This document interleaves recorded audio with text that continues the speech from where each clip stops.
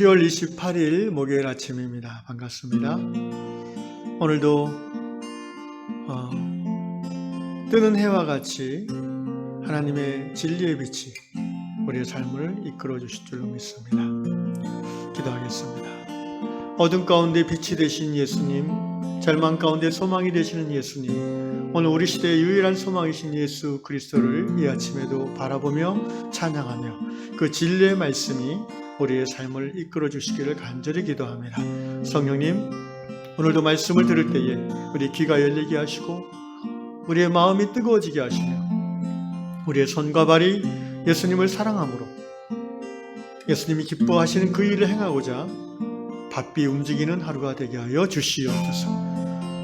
저녁에 하나님의 전전 앞에 다시 안식할 때에 하나님의 성실하심과 인자하심을 인하여 감사하는 하루의 마무리가 되게 하여 주시옵소서. 예수님의 이름으로 기도하옵나이다. 아멘. 우리에게 향하신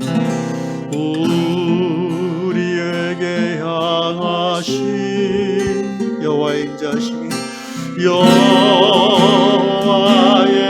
인자하심이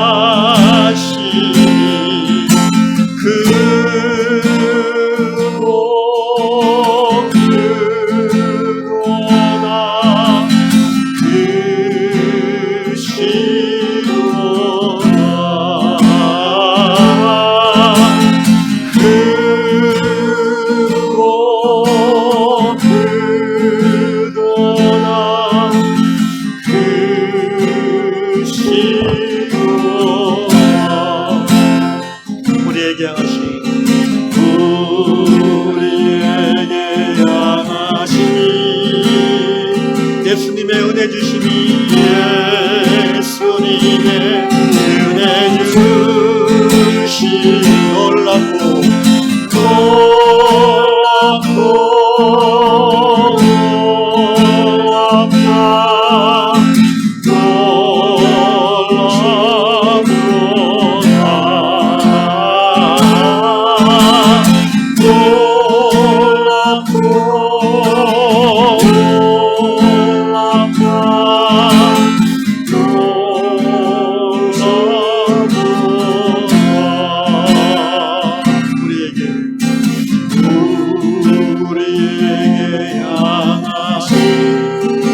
성령님의 임재하심이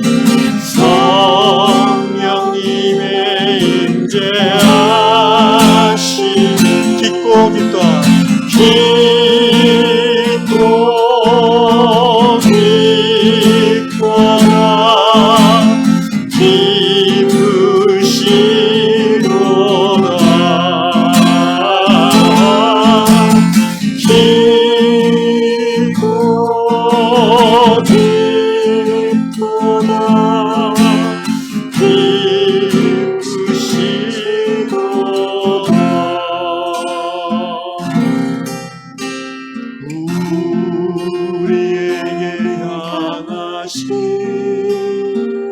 하나님의 사랑하심 놀랍고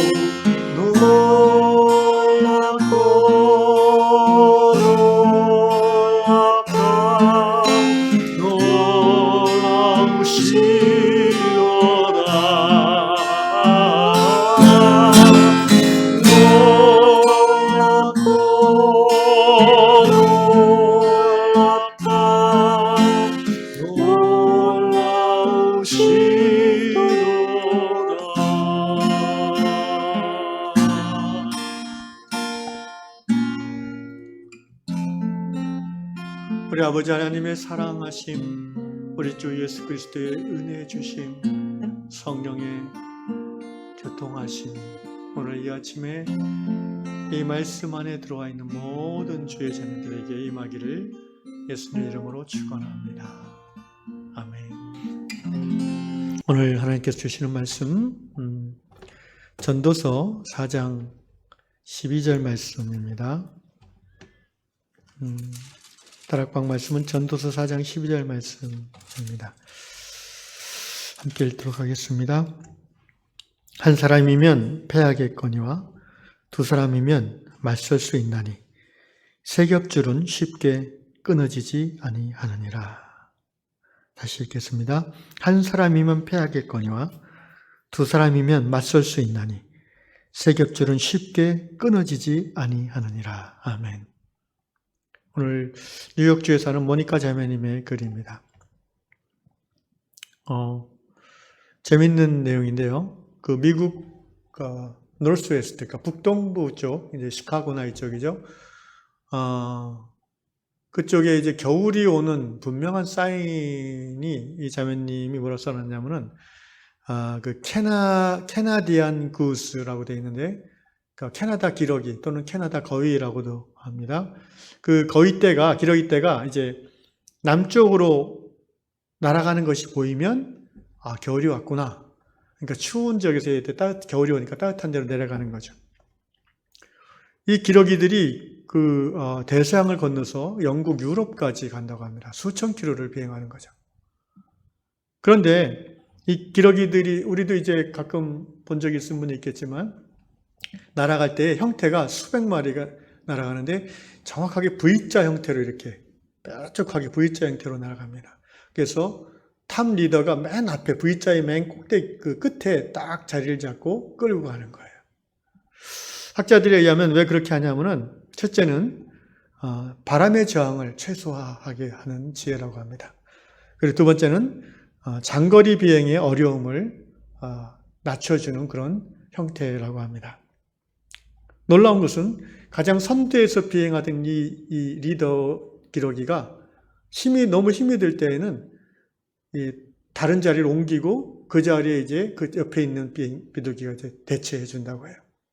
언제든지 너무 힘들면 뒤로 빠져서 좀 쉬운 편한 자리에서 비행할 수 있다는 거죠. 이걸 보면서 이제 이 모니카 자매가 이런 지혜를 적어놨어요. 이 세상 사는 동안 언제나 선두에 서서 가는 삶은 힘든 삶입니다. 그리고 혼자서 장거리 여행을 하는 것도 아주 힘든 일입니다. 그러나 함께 할 때에 그것은 할 만한 일이 된다는 것입니다. 실제로 이제 성경에서도 하나님 사역을 할 때 혼자 하는 사람은 거의 없었고 대부분 팀을 이루어 했다고 나옵니다. 다니엘과 세 친구를 이 모니카 자매는 얘기했는데요. 제가 떠올려 보니까 바울과 바나바, 누가 같은 분들도 한 팀이 됐고요. 심지어 예수님 자신도 12제자로 팀을 이루어서 사역하신 것을 우리가 봅니다. 그런 차원에서 오늘 전도서 4장 12절에 의미하는 바는 아주 의미가 있습니다. 한 사람이면 패하겠다. 그러니까 신앙인의 삶은요, 혼자 존재할 수 없습니다. 역으로 말하면 내가 예수 믿는 사람이라면 나는 홀로 신앙생활을 할 수 없다는 거예요. 그것은 신앙생활이 아니라는 것입니다. 진정한 신앙은 항상 두세 사람의 동지를 만들어갑니다. 그러니까 내가 정말 예수를 제대로 믿는다면 나는 전도를 하게 되겠죠. 전도에서 뭘 해요? 2명, 3명, 4명이 모이면 이제 모임을 갖겠죠. 함께 모여 경배하고 말씀을 나누고 삶을 나누고 그것이 바로 교회 아니겠습니까? 거기서부터 교회죠. 그래서 교회는 기본적으로 3명부터 교회라고 볼 수 있어요. 2명까지는 그것도 굳이 교회라고 얘기하자면 할 수 있겠지만 짝이고 이제 소위 스몰 그룹, 소그룹이라고 할 때는 3명부터 보통 어떤 사람은 15명, 어떤 사람은 12명, 어떤 사람은 7, 8명 정도로 보긴 하는데 소그룹을 연구한 학자들이 하면 어쨌든 3명 이상이에요. 그래서 오늘 전도서 말씀도 한 사람이면 패하겠다. 그러니까 인생을 살면서 신앙이 꺾인다 이거죠. 2 사람이면 세상의 그 거대한 압력에 맞서서 버틸 수 있다. 그런데 세겹줄은 쉽게 끊어지지 않는다. 절대로 끊어지지 않는다는 거예요. 세상에 우리를 하나님부터 멀어지게 하는 그 모든 마귀의 공격과 세상의 거대한 흐름에 맞서서 2명 가지고는 버겁다는 거예요. 적어도 3명 이상 그리스도의 몸된 교회를 형성할 때에 우리는 세상 한복판에서 세상에 휩쓸리지 아니하고 세상을 거슬러서 세상 가운데에서 하나님 나라의 삶을 살아갈 수 있게 되는 것입니다. 그러므로 교회의 본질은 하나님과의 관계 그리고 성도의 관계에 있습니다. 아무런 연관이 없는 사람들 100명, 1000명, 10,000명이 모여서 예배를 드린다고 했을 때 그것은 교회라고 할 수 없습니다. 그냥 집회죠. 군중 집회. 거기 모여서 한 하나님을 아버지라 고백하고 한 주 예수를 주님으로 고백하며 한 성령의 인도함을 따라 살기로 결단한 그 사람들 상호 간의 관계성이 중요한 것이죠. 그것이 바로 코이노니아 아니겠습니까? 그러므로 교회의 본질은 코이노니아입니다. 이 코이노니아라는 말이요, 우리말 성경에는 재밌게도 한 17가지로 번역이 되어 있어요. 그래서 우리가 성경에서 이 말을 의미를 못 찾을 때가 많아요. 예를 들면 고린도후서에서 연보라는 말이 나와요. 옛날 개혁 성경에. 헌금이라는 말이죠. 근데 그 원어가 코이노니아예요. 왜 그렇게 번역했을까요? 교회에 헌금을 한다는 것은요, 연보가 모여진다는 것은 그 목적이 성도들 중에 어려운 사람을 돕는 데 있는 거예요. 그게 바로 성도의 교통의 한 중요한 부분이죠. 구제죠. 교회 내적인 구제입니다. 야고보서 말씀대로 형제가 먹을 것이 없어서 굶주리고 있는데 한 교회, 한 지체된 자로서 참 힘들겠다. 가서 평안히 쉬어. 기도해 줄게. 이렇게 하고 끝나는 것은 살아있는 믿음이 아니라고 성경이 말하지 않습니까? 자기 지갑을 열어야 되고 또 교회에서 공식적으로 헌금을 모아서 그 사람이 살아갈 수 있도록 책임져야 되는 것이죠. 이게 교회입니다. 그런 의미에서 교회는 서로 책임져주는 사랑의 공동체입니다. 곰곰이 생각해 보면 여러분 그 가족 안에서 누가 어려움을 당하면 남몰라를 하겠습니까? 내 동생이 내 형님이 정말 그 부도가 나가지고 여관을 전전하면 그 가족들이 내가 동생으로서 어떻게 그걸 그냥 모른 채 합니까? 형 내가 기도해 줄게 그러고 끝납니까? 아니죠. 자기 집 방을 하나 비워서 일단 들어와서 살게 하든가 아니면은 뭔가 융통원에서 월세방이라도 얻어줘야 되지 않겠습니까? 그게 사랑하는 사이죠. 교회는 하나님의 권속이라고 성경이 말하지 않습니까? 그리스도 안에서 하는 형제 자매된 자들이라고 하잖아요. 그렇다면 그 관계성은 피를 나눈 가족 못지않을 것입니다. 사실은 많은 사람들이 이렇게 고백하죠. 정말 한 교회에 오래 봉사하고 함께 예배를 드리고 함께 하나님의 사랑을 누렸던 형제 자매들은 친형제보다 더 친하다고 합니다. 왜냐하면 친형제 자매들도 이제 다 장성해서 출가하고 그러면 부모님 돌아가시고 나면은 1년에 몇 번 못 봐요. 그런데 예수 안에서 형제 자매들은 최소한 매주 보잖아요. 한 번, 두 번, 세 번. 한 마을에 사는 교회라면은 매일 볼 수도 있어요. 그냥 보는 것뿐 아니라 같이 하나님 나라 사역을 할 수 있잖아요. 피를 나눈 형제에 비교할 수 없이 가까워질 수 있는 것이 신앙 안에서 형제 자매들인 것입니다. 그것이 교회입니다. 그래서 시편 133편 우리가 아니라 제가 생각할 때에 이게 이제 시편 133편이 구약 성경에 말하는 코이노니아의 본질을 잘 표현하고 있다고 저는 생각하는데 거기 1절에 이렇게 나옵니다. 보라, 형제가 연합하여 동거함이 어찌 그리 선하고 아름다운가. NIV 성경에는 이게 다윗의 A Song of Ascent, 다윗의 그 노래라고 되어 있고 이렇게 말하고 있어요. How good and pleasant it is when brothers live together in unity. In unity. 중요한 것은 여기서 brothers. 그러니까 다윗 시대는 이제 sisters는 잘 안 쳤으니까 요새로 말하면 자매 형제들이죠. 주 안의 지체들이죠. 지체들이 그리스도 안의 형제 자매들이 live together in unity. 이 일치 가운데 함께 살아가는 거, live. 이게 교회의 본질이고 코이노니아입니다. 교회는 주일 중심의 공동체는 어떻게 보면 교회의 본질에서 본질에서 이렇게 본질로 가까워지기 쉽지 않아요. 일주일에 한 번 몇 시간 같이 하는 게 리브 투게더라고 할 수 있겠습니까? 일단 물리적으로 거리적으로 어렵잖아요. 마음을 같이 한다고 그럴 수도 있죠.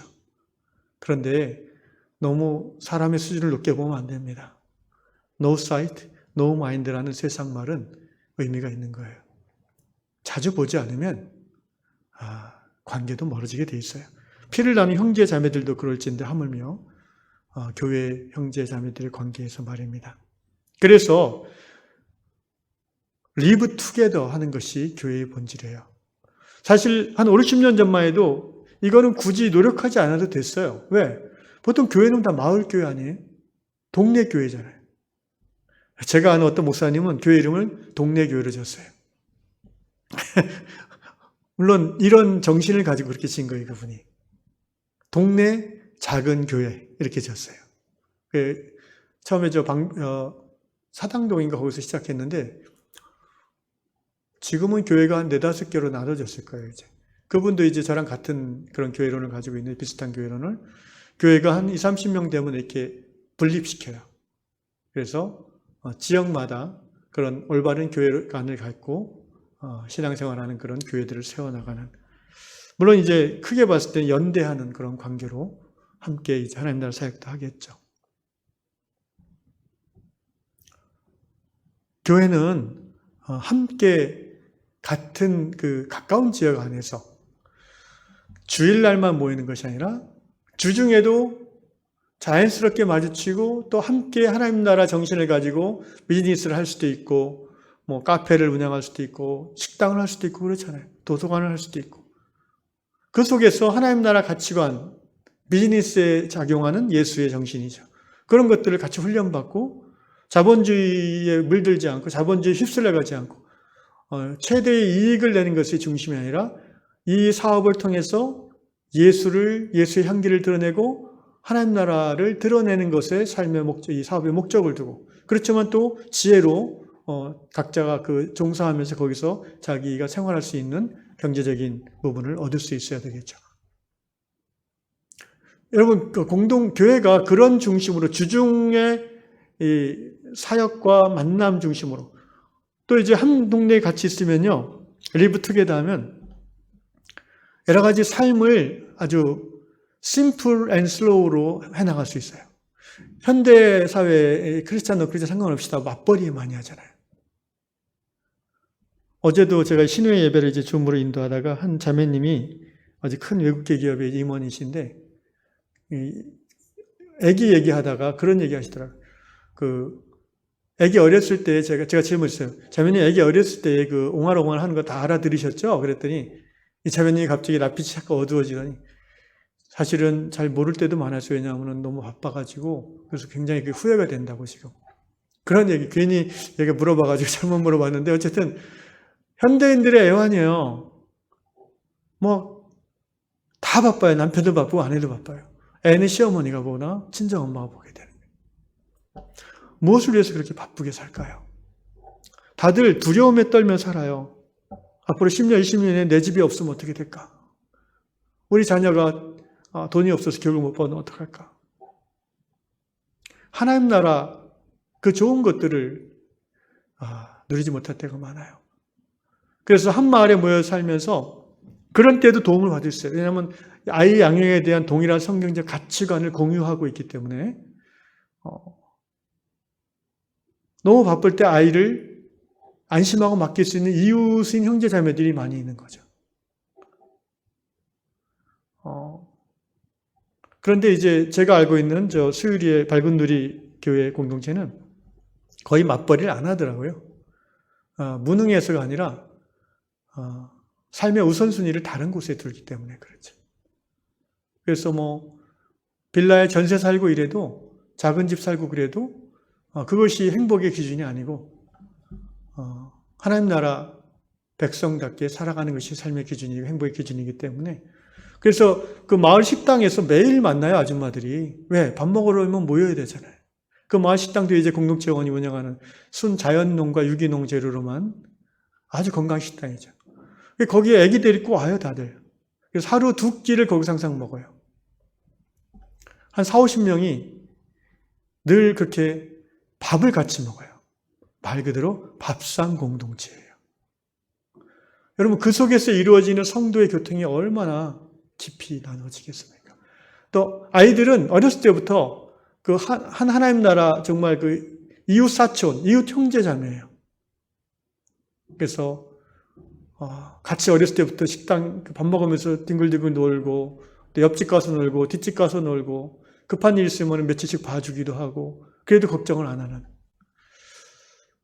이것이 교회죠. 형제가 연합하여 동거하는 것. 연합해서 동거한다면 그런 의미예요. 예를 들어서 아이를 맡기려고 하는데 예배 드리는 것 외에는 공통점이 별로 없으면 아이를 어떻게 맡겨요? 양육관이 다르면 아이를 맡기기 어렵잖아요. 그러니까 그런 부분에 있어서 교회는 정말 훈련을 많이 받아야 돼요. 비즈니스에 대한 하나님 나라의 가치관이라든가, 아이를 교육하고 양육하는 것에 대한 부모로서의 자세나 가치관, 이런 것들이 성경을 근거로 해서 이렇게 일치될 필요가 있습니다.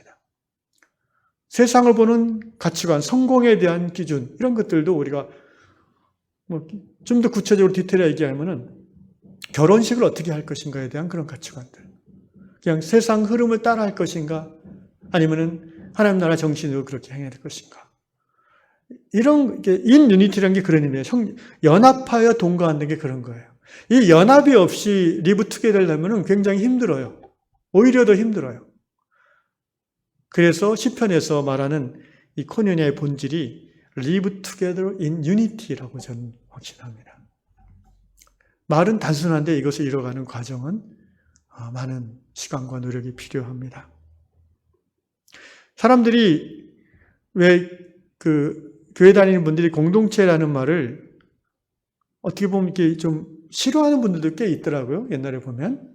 왜냐하면 이제 이단들이 주로 모여 살고 이래가지고 하여튼 좋은 건 이단들이 다 가져가 버렸어. 그래가지고 성경에 나오는 분명한 좋은 개념인데도 교회에서 얘기하면은 잘 모르는 분들이 이상하게 볼 때가 있어요.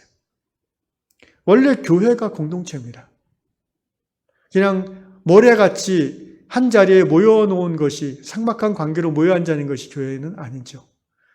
교회는 건물이 아니고, 교회는 숫자가 아니고, 교회는 그리스도 안에서 형제 자매 된 사람들의 그 코이노니아, 그게 교회잖아요. 그래서 이 공동체란 말을 여러분 이상하게 여기거나 두려워하지 마십시오. 교회의 본질은 공동체입니다. 그런데 이제 사람들이 공동체를 또 힘들어하는 이유 중에 하나는 이 유니티가 안 된 상태에서 공동체를 하기 때문에 그래요.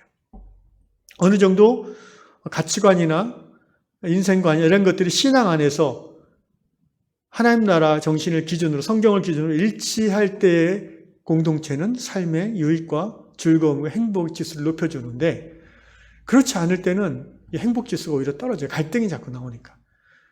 맨날 보니까 갈등이 생기잖아요. 고부관계가 같이 살 때는 얼마나 힘들어요. 근데 떨어져 살면 관계가 좋아지지 않나요? 네. 그런 이치죠. 그래서 이제 한겨레 신문 어떤 그 종교 전문 기자분은 이런 책을 냈어요. 혼자 있으면 외롭고 함께 있으면 괴로운 사람들, 뭐 이런 얘기를 책을 제목으로 냈어요. 나중에 우리 위안공동체 이제 직분자 교육할 때 그 책을 아마 같이 다 읽게 될 겁니다. 말씀이 길어졌습니다. 결론을 맺겠습니다.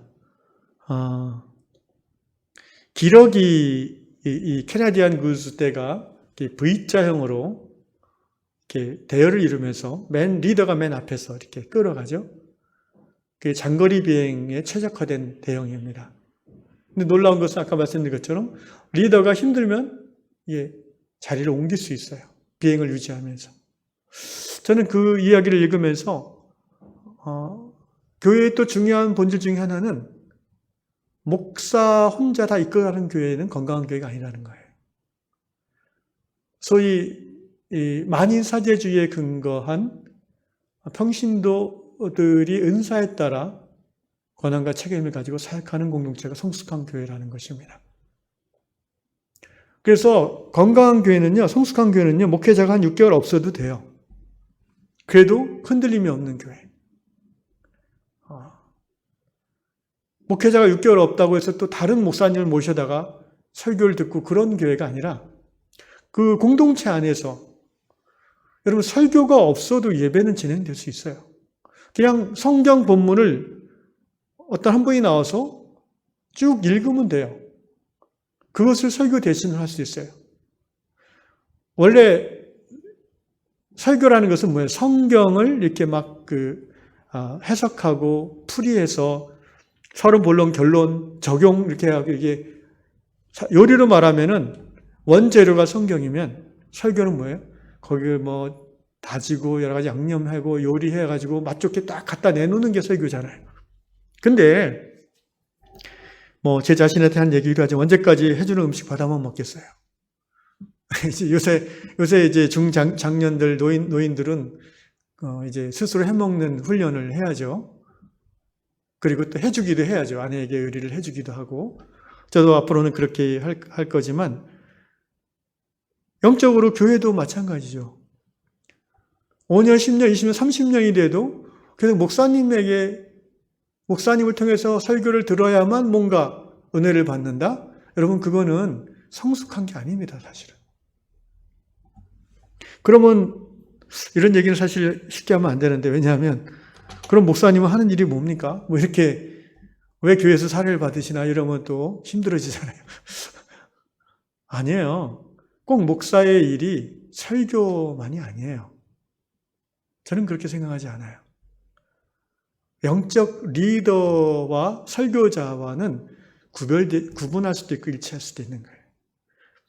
초대교회도 목사와 교사가 나눠질 수도 있고 일치될 수도 있었어요. 성경을 가르치는 사람과 목사가 하나일 수도 있고 구별될 수도 있는 거예요.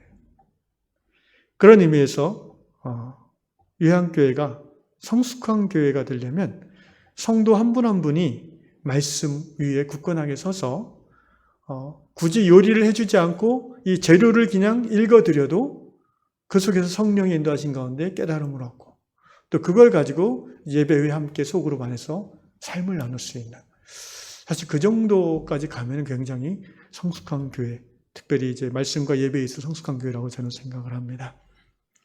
사랑하는 성도 여러분, 말씀이 길어져서 죄송합니다. 제가 교회 얘기만 나오면 흥분해가지고 말씀이 길어지는데 결론을 맺겠습니다.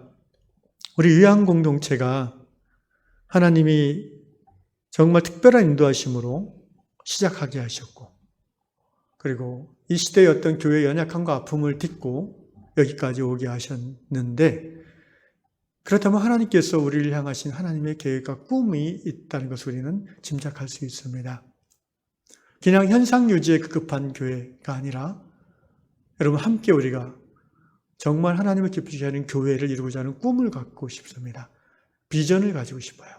그래서 그것을 목사가 앞에서 이끌어가는 것이 아니라 함께 그것들을 어깨동무하고 으쌰으쌰 하면서 이 어두운 시대에 정말 하나님 나라의 빛을 드러내는 그런 교회를 우리가 함께 이루어가는 저 여러분 될 수 있기를 주님 이름으로 축원합니다. 이 아침에는 유향공동체가 이런 교회가 되게 하옵소서 그런 제목과 내용을 가지고 기도하시면 좋겠습니다. 아버지 하나님 감사합니다. 하나님의 영원하신 예정을 따라서 여기 유향교회가 있습니다. 앞으로 5년, 10년, 20년, 30년 후 우리 유향공동체가 어떻게 발전하고 성장할지 우리는 알 수 없지만 간절히 이 아침에 구하오니 주여 우리에게 교회다운 교회를 이루어가고자 하는 공통된 꿈을 다하여 주시옵소서.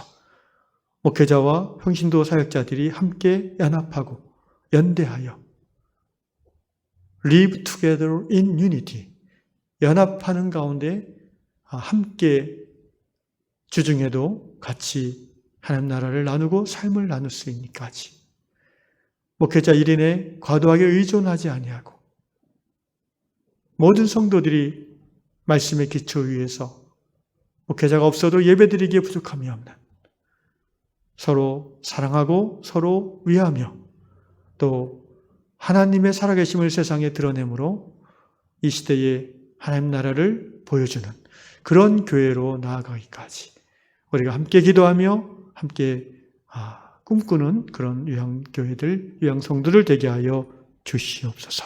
성령이여 이끌어 주시옵소서. 예수님의 이름으로 기도합나이다. 아멘.